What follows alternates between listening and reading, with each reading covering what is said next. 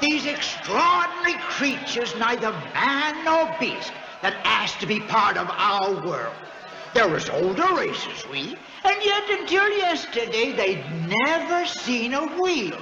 And their future, they have no future, as they have no past. Tomorrow, as today, slavery will be their only possible privilege.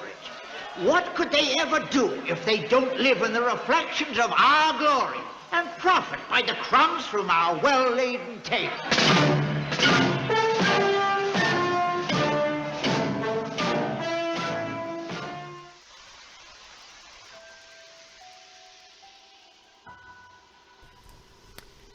In the protest psychosis, Jonathan Metzl traces how schizophrenia became a black disease in the 1960s.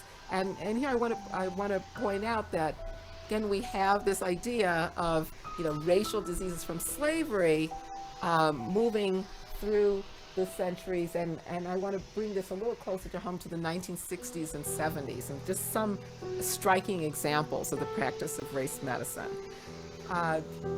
So it became a black disease in the 1960s when psychiatrists began to explain black urban unrest as a symptom of mental instability. Schizophrenia was first considered a psychological malady that afflicted primarily white intellectual men and middle-class housewives.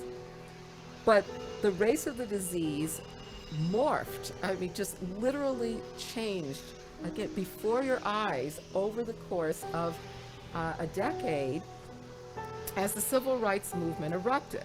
Metzl writes that many leading medical and popular sources suddenly described schizophrenia as an illness manifested not by docility, which is how it had been described before when applied to whites, but by rage, and asserted that schizophrenia was a condition that afflicted Negro men, and that black forms of this illness were marked by volatility and aggression. In other words, if a black person has schizophrenia, it makes him hostile and aggressive. If a white person has it, it makes her, and it was mostly women, docile. In the 1960s, clerks literally crossed out the diagnosis of psychopathic personality on black patients' charts and replaced it with schizophrenia. And he shows these charts where it's the same patient. But now schizophrenia is a black disease, so they cross out the old diagnosis and put in schizophrenia. It's the same patient, same symptoms. Conversely, the chart of a white woman originally diagnosed with schizophrenia paranoid type was changed to involutional melancholia. Black male accusations against the white power structure were diagnosed as signs of paranoia and hostility. Now, does that remind you of somebody?